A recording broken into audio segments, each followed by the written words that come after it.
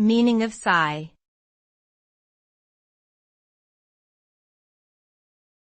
Sigh.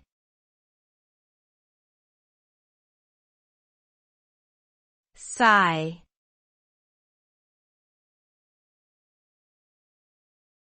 Sigh.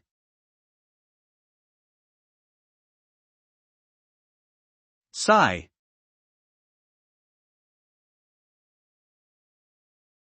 The suffix sigh is used in English to form abstract nouns from adjectives or stems.